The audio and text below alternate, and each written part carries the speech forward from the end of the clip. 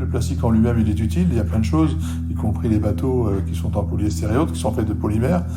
Mais le problème, c'est la fin de vie, c'est-à-dire qu'on ne sait pas gérer un produit plastique lorsqu'il est en fin de vie, une fois qu'il a été utilisé. Alors, il peut être utilisé des années, parfois en quelques secondes simplement, pour les plastiques et les génies. Mais si on arrivait à gérer, disons, cette fin de vie, à ce moment-là, je pense qu'on aurait beaucoup moins de problèmes de pollution. Donc, il faut voir un petit peu le rebut de la société humaine, qu'on ne sait pas maîtriser, qu'on ne sait pas gérer, qu'on ne sait pas anticiper. Et donc, forcément, ça revient dans le milieu naturel et dans les parties les plus extrêmes du milieu naturel. Comme le dit l'océanographe François Galgani, la promesse du plastique, produire à peu près tout à un coût défiant toute concurrence, s'est transformée en véritable malédiction, en pollution. Comme le roi Midas, qui dans les mythes anciens reçoit le don de transformer en or tout ce qu'il touche, avant d'en dépérir de faim et de soif, nous sommes désormais pris au piège du plastique. Tant que le coût réel pour la planète n'apparaît pas sur la facture, la matière première du plastique, le pétrole, reste la moins chère parmi les matériaux les plus usités. Verre, métal, bois. Puisque le plastique coûte si peu à produire, une fois consommé, sa valeur est encore plus faible et sa fin de vie ne profite à personne. Enfin, à presque personne. Dans l'épisode précédent, nous avons vu que l'export de déchets plastiques peut être un commerce lucratif jusqu'au trafic illégal et au développement de filières mafieuses et dangereuses.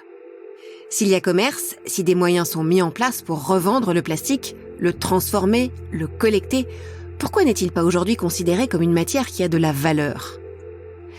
Depuis des années, des voix s'élèvent pour donner sa chance au recyclage, à une deuxième vie des plastiques. D'autres crient au grand enfumage. Alors, on en est où, vraiment, aujourd'hui ? Le recyclage est-il la solution à la pollution plastique ? Où est-ce que ça bloque ? Quelles sont ses limites ? Dans cet épisode, nous sommes allés à la rencontre d'entrepreneurs, d'industriels, d'experts du recyclage et de scientifiques pour faire la lumière sur une industrie encore trop opaque et pleine de non-dits. Vous écoutez Les Déferlantes, un podcast réalisé par The Sea Cleaners.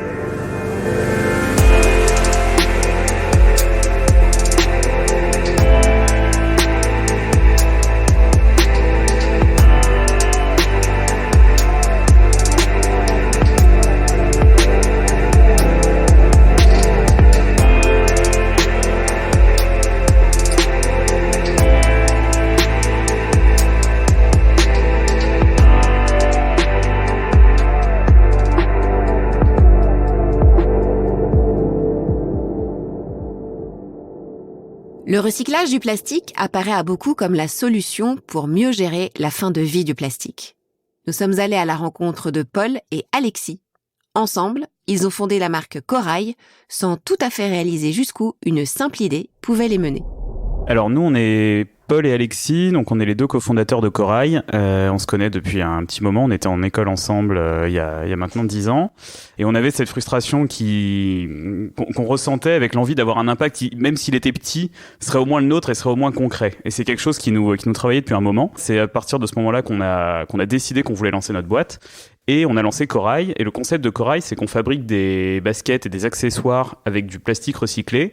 Alors, il y a aujourd'hui beaucoup de marques qui font du recyclé. Pour le coup, il y a une vraie prise de conscience là-dessus. Nous, ce qu'on voulait apporter en plus, on voulait réintégrer cette idée de provenance et de dire, voilà, on va vous dire exactement d'où viennent les déchets avec lesquels on va fabriquer nos matériaux, où ils sont recyclés, comment est-ce qu'on les transforme et comment concrètement on passe d'une bouteille en plastique qu'on va repêcher en mer ou dans l'environnement portuaire à une basket, à un sac à dos ou à autre chose. Première question, c'était comment est-ce qu'on va faire pour trouver une source de bouteilles plastiques. Et très vite, en fait, on a pensé aux pêcheurs. De fil en aiguille, on a réussi à décrocher un rendez-vous avec le comité des pêches de la région PACA. Donc c'était en plein mois d'août, on arrive sur place. Et donc quand on arrive, elle nous dit qu'elle peut pas nous recevoir parce qu'elle est justement en rendez-vous avec des pêcheurs qui sont un peu en état de crise parce que plein mois d'août, chaleur démentielle à l'époque, c'était limite caniculaire de mémoire, la température de l'eau qui avait complètement augmenté, ils n'arrivaient plus à pêcher de poissons. Donc clairement, il manquait de revenus et ils étaient là pour demander des subventions au comité des pêches. Et donc finalement, elle a fini par nous dire non, venez, je suis avec des pêcheurs, ça peut être intéressant pour vous, etc.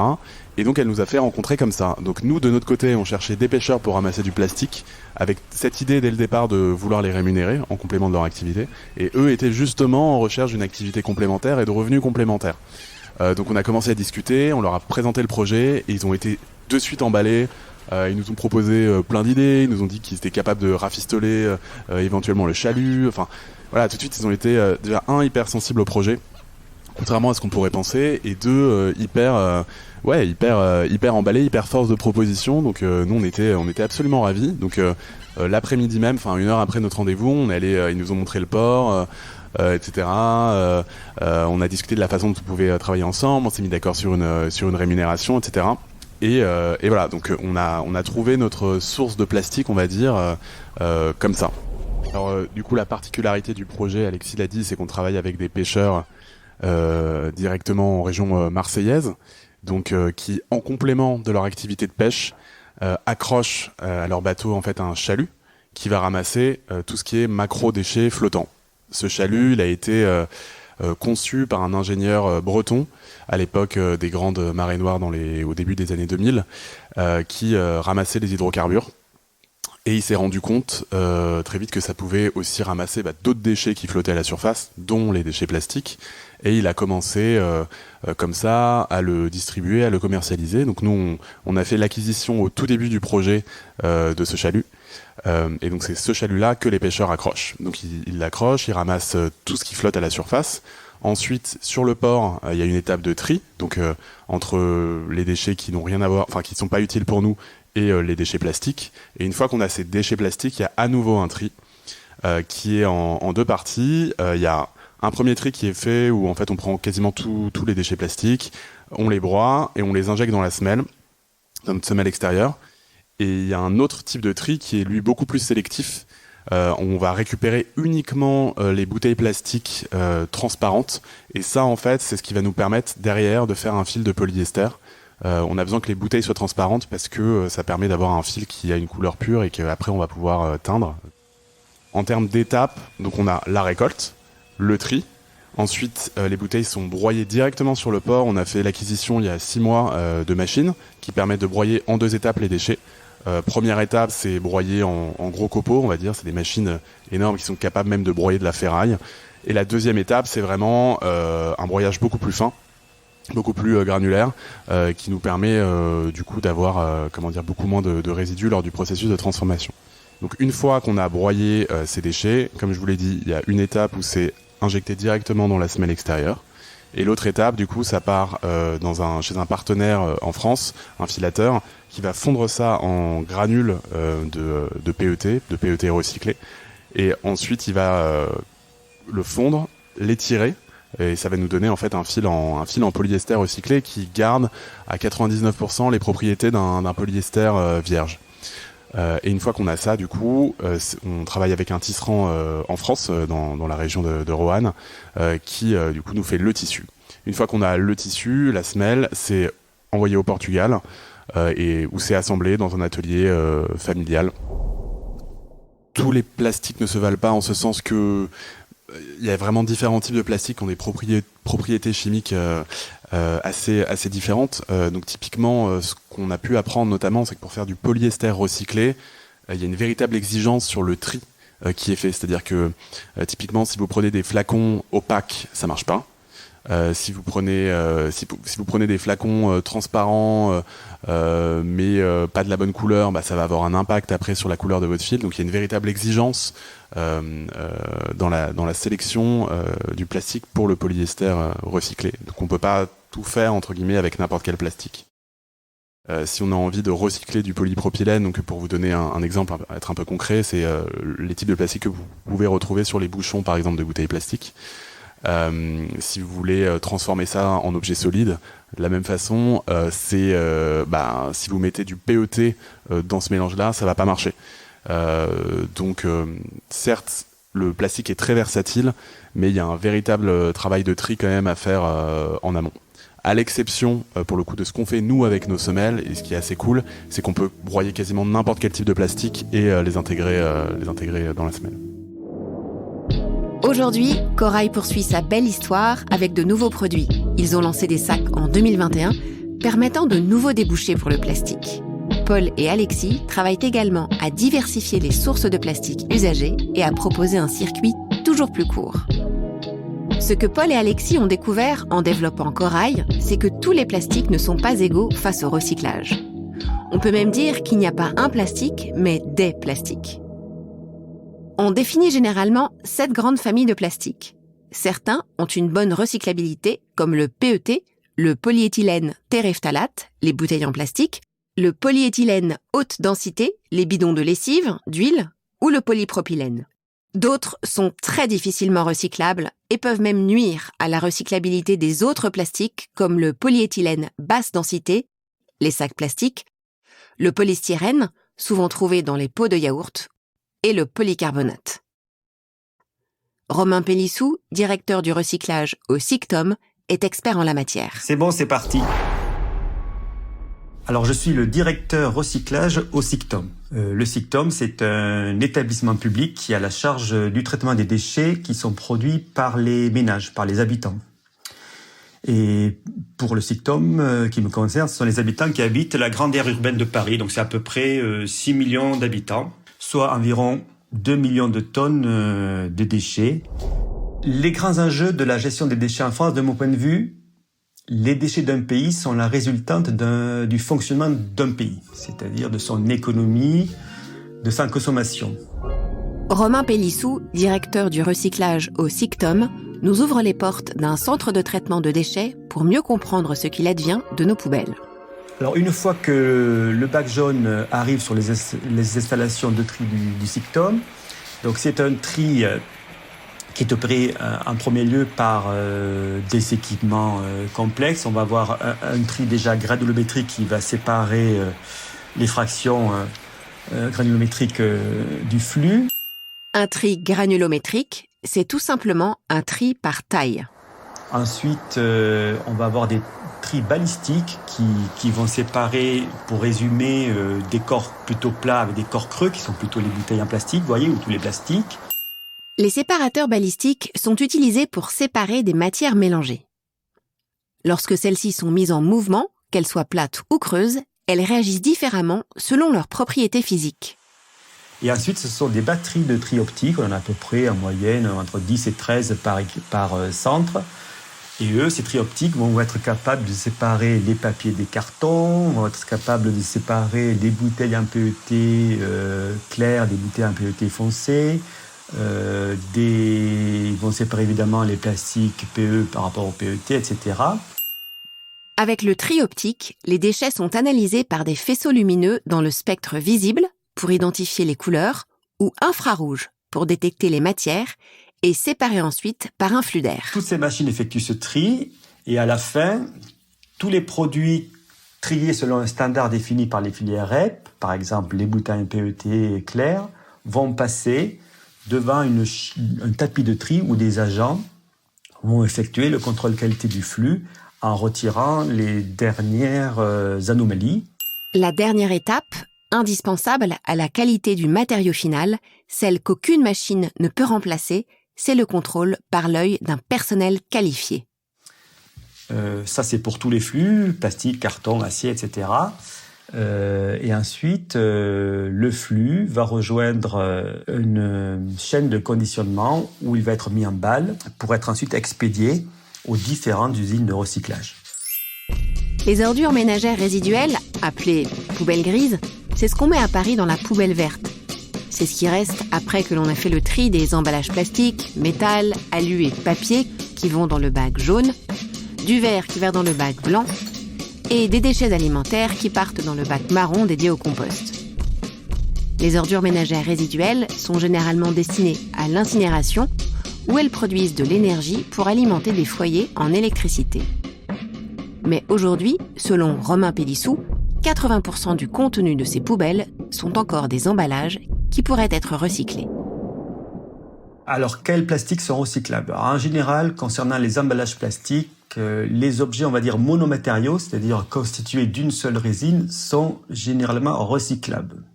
Au contraire des objets qui comportent plusieurs matières, type plusieurs types de plastique, type PE, polyéthylène ou PET. Là, plutôt, on a des difficultés à les recycler parce que tout simplement, quand on ne peut pas les trier dans une case, il faudrait les couper en deux. Des plastiques, les bouteilles en plastique en PET se recyclent très bien aujourd'hui, par exemple.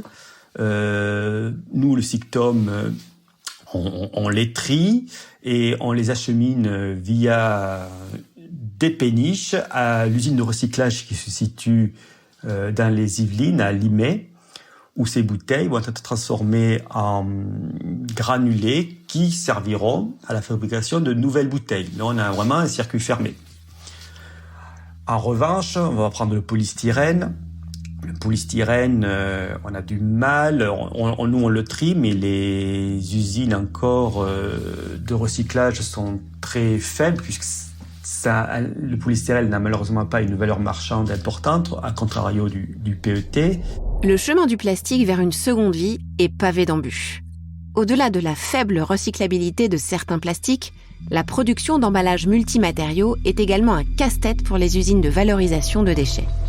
Derrière des choix contre-productifs d'emballages perturbateurs de tri par les industriels, la responsabilité des pollueurs-payeurs n'est aujourd'hui pas assez engagée pour inciter à des pratiques irréprochables. Donc on a quand même pas mal de difficultés sur les polystyrènes. Après, tous les matériaux complexes, on a des difficultés à les recycler. C'est la filière REP et CITEO qui est en charge justement, en tant que filière REP, de faire en sorte que les produits qu'elle met sur le marché soient recyclables et qui est censé faire en sorte que des solutions industrielles émergent, en particulier sur le territoire national. Alors la REP, c'est la responsabilité élargie des producteurs. Le principe, c'est de faire peser la charge du traitement des déchets aux producteurs de l'objet. Voilà, pollueurs-payeurs. Ils doivent financer 80%, selon la loi, du coût optimisé de la gestion, de la collecte et du traitement de ces déchets. Alors, en ce qui concerne les angles, les additifs, les choix des matières non recyclables, tous ces choix qui sont faits par les industriels pour leurs produits, je pense que pour nous, collectivités, et même pour les opérateurs de recyclage, tout ça reste opaque, je dois dire. Normalement, les éco-contributions devraient prévoir un malus significatif, par exemple, pour les perturbateurs de tri et de recyclage. Malheureusement, les malus sont rarement appliqués et beaucoup trop souvent peu incitatifs au regard de l'aspect marketing du produit pour l'industriel. Ça touche au problème des REP en France, puisque les REP sont pilotés par des éco-organismes dont les administrateurs sont les industriels metteurs en marché eux-mêmes. Donc pourquoi s'auto-appliquer des pénalités ou des contraintes ? Au moins, une réforme de la gouvernance semble nécessaire de ces REP afin que les pouvoirs publics aient des leviers d'action plus importants. Il y a un grain de sable dans la filière de recyclage en France. À l'échelle de l'Union européenne, la France est la plus mauvaise élève dans sa gestion des déchets plastiques. La France ne recycle que 21% de ses déchets plastiques et se classe donc comme le seul pays européen sous le seuil de moins de 30% de recyclage. La honte. En conséquence, elle a dû donc s'acquitter d'une taxe plastique de 1,2 milliard d'euros en 2021. Pourtant, la demande des consommateurs français est là. Le plastique est devenu pour les Français le symbole de la consommation néfaste. 59% d'entre eux disent l'éviter systématiquement ou régulièrement, selon une étude de Greenflex Adem de 2019. Une étude sur les préférences des consommateurs européens en matière d'emballage en 2020 montre même que les Français agissent activement pour réduire leur utilisation d'emballage en plastique et privilégient les enseignes qui suppriment le plastique de leurs emballages, au-delà de la moyenne européenne. Pour tenter de comprendre ce paradoxe, nous sommes allés à la rencontre d'un industriel qui a décidé de se tourner vers un plastique recyclé, le RPET, afin qu'il nous éclaire sur les enjeux du recyclage du plastique. Je m'appelle Franck Lecomte, je m'occupe d'un département qui s'appelle Innovation Croissance Durable au sein du groupe Spadel, qui produit, commercialise une gamme d'eau minérale, d'eau de source et puis de limonade. Le RPET veut dire Recycled PET, donc PET recyclé. Donc ça veut dire que c'est une matière qui est faite exclusivement à partir de déchets de ce plastique. Et donc, il y a beaucoup d'avantages et puis il y a quelques inconvénients. D'abord, les avantages, c'est que l'impact environnemental d'une matière recyclée est beaucoup plus faible que l'impact environnemental d'une matière vierge. Donc ça, c'est un gros avantage et on le voit puisque on mesure notre empreinte carbone d'une manière très régulière et très fine et donc les données le démontrent. Néanmoins, comme l'ensemble de l'industrie, mais aussi d'une manière générale des produits type habillement, souhaitent intégrer de la matière recyclée, il n'y a pas assez de quantité de matière recyclée disponible sur le marché. Pourquoi ? Parce que les filières de collecte, en général, ne collectent pas 100% des emballages mis sur le marché et du coup, dans la filière, la quantité de matière disponible n'est pas suffisante. Ça a deux conséquences. Ça a une conséquence, c'est que le prix de cette matière recyclée, paradoxalement, est supérieur au prix de la matière vierge, tout simplement parce que la demande est très très forte. Donc ça, c'est un premier inconvénient, quantité et prix. Et enfin, dernier inconvénient, c'est la qualité. Comme toute matière recyclée, elle nécessite des processus de purification complexes et importants qui, en fonction de la filière, doivent être très très bien maîtrisés. Donc, technologiquement, en fait, c'est un sujet qui n'est pas aussi simple que cela puisse paraître. Le recyclage des déchets doit se faire dans des sites qui sont technologiquement au bon niveau. Ça veut dire derrière lequel les professionnels du secteur ont fortement investi de manière à pouvoir être capables de traiter d'une manière économique un flux important et avec une qualité importante. Dans notre métier, le RPET, il doit être homologué pour le contact alimentaire comme le PET non recyclé. Donc c'est une contrainte supplémentaire pour les industriels comparée par exemple au RPET utilisé pour faire des pulls, du textile, des laines polaires, etc. où ce PET n'a pas besoin d'une technologie, d'une agréation plutôt de matière recyclée pour le contact alimentaire. Néanmoins, il ne faut pas perdre de vue que la proximité avec les sources d'approvisionnement de déchets est aussi très importante parce que le coût logistique de transport des déchets compte énormément dans la filière. En résumé, je dirais oui, des gros centres industriels avec la technologie permettant le traitement du volume et de la purification, mais néanmoins relativement proche des points de collecte parce que faire voyager du plastique dans des containers comme on le voit entre l'Europe et la Chine par exemple n'est certainement pas, on va dire, la solution de demain. Il faut permettre une collecte à 100% du plastique à usage unique. Et ça passe par multiplication des points de collecte et filières de recyclage adaptées à ces points de collecte. Et donc le deuxième point est lié à la communication et la sensibilisation du sujet pour les consommateurs. Aujourd'hui, les taux de collecte sont aux alentours de 60%. Et une des raisons est parfois le manque d'information des consommateurs au geste de tri. Donc au niveau de la filière, et on s'attache à le faire sur tous nos emballages, c'est de rappeler l'incitation au tri pour justement faire que une bouteille à usage unique finisse sa vie dans une filière et pas dans une poubelle qui, elle, finira dans une décharge ou à l'incinération. C'est pour ça que ce message-là, c'est un message qui doit être porté au niveau des consommateurs. Après, c'est aux industriels dont on fait partie de faire leur métier pour que ces filières fonctionnent à 100%. En raison de la forte demande et d'une offre limitée en quantité, le prix du PET recyclé est beaucoup plus élevé que celui du vierge. Les grandes marques paient pour cette valeur parce qu'elles comprennent que les consommateurs n'acceptent plus le plastique s'il n'est pas recyclé. Pour que le plastique recyclé se démocratise réellement, il faut que nos déchets prennent de la valeur. Pour l'économiste Isabelle Méjean, la création de valeur, c'est le tri.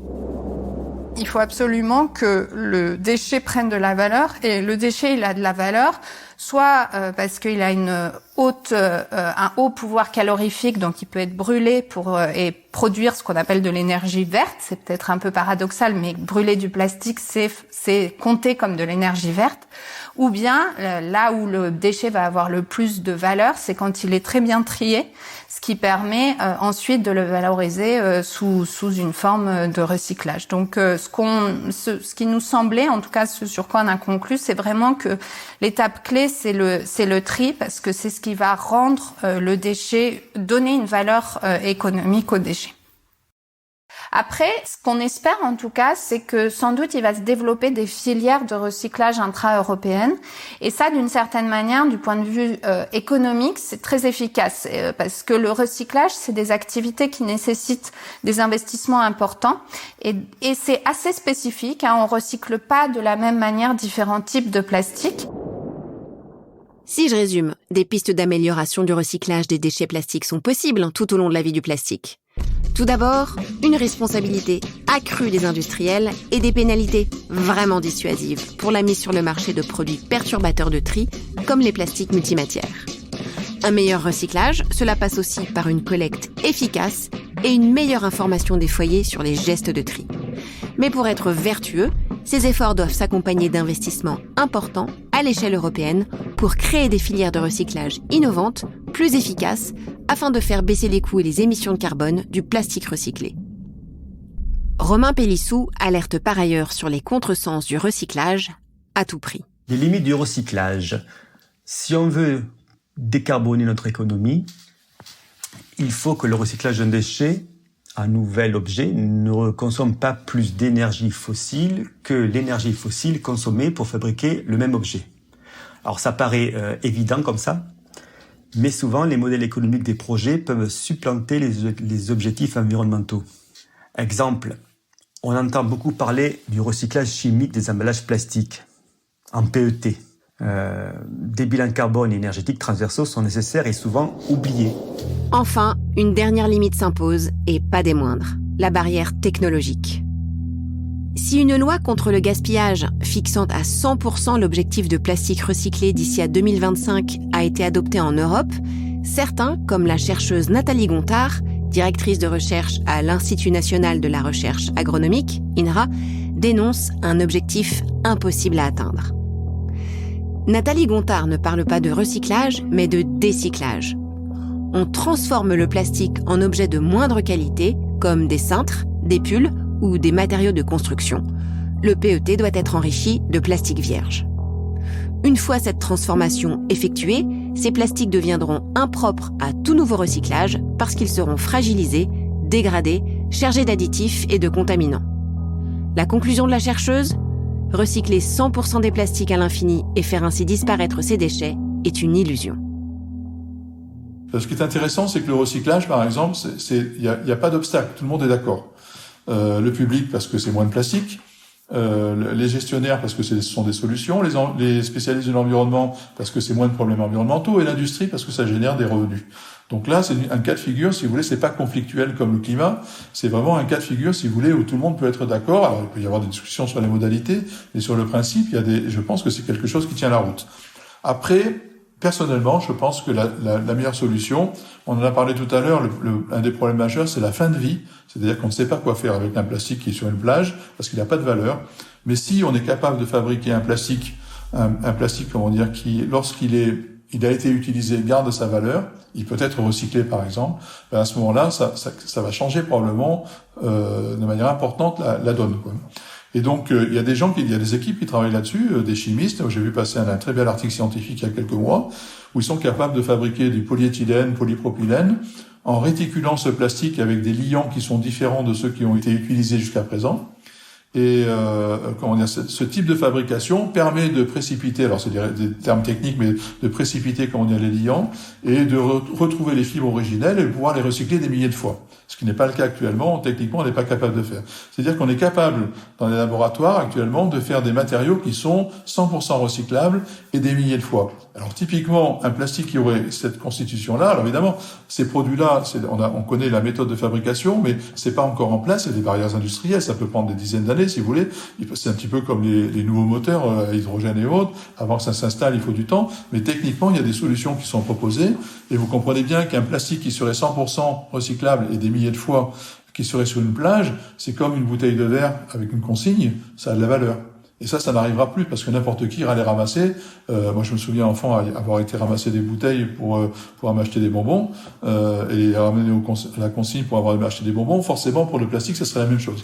Et donc, à partir du moment où on arrive à donner une valeur avec des nouveaux matériaux à des plastiques en fin de vie, typiquement, je pense que ça va déjà largement résoudre une partie du problème. Le recyclage, système encore imparfait, ne doit pas servir d'alibi au plastique à usage unique, mais reste néanmoins un maillon essentiel dans le modèle de l'économie circulaire. Pour le rendre plus efficace, nous avons tous un rôle important à jouer. Industriels, institutions, consommateurs, citoyens, scientifiques. Le recyclage ne sera peut-être pas la solution magique à tous les maux de la pollution plastique, mais intégré à un système harmonieux qui tend d'abord à la réduction des déchets, il a le pouvoir d'insuffler une nouvelle valeur dans ces déchets dont personne ne veut.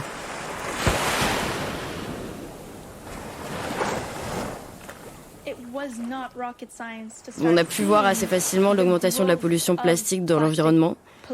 Et plus on grandissait, plus ce problème grandissait avec nous. Je me souviens quand on avait 10 et 12 ans, j'ai regardé ma petite sœur et je lui ai dit « Mais qu'est-ce qu'on va faire contre ça ?» Parce qu'on oublie trop souvent que cette question si simple peut avoir des répercussions énormes.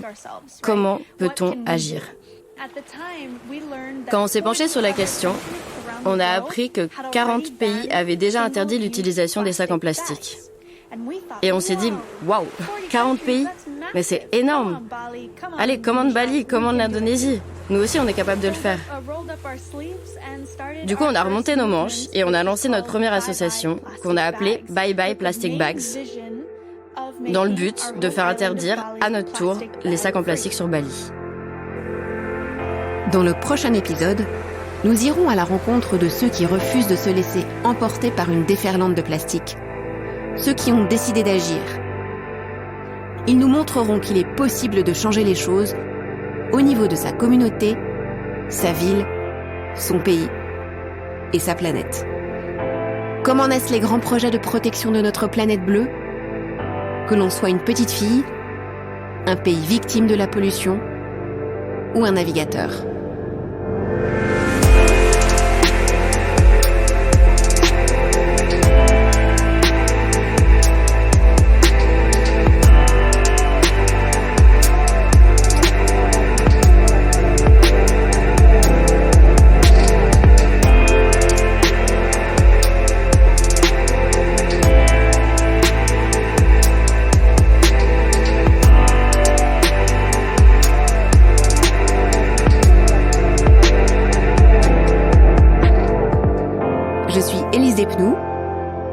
Vous avez écouté Les Déferlantes, un podcast réalisé par The Sea Cleaners, avec une musique originale par Tiarax, mixée par Karim Skakni et illustrée par Cosmo.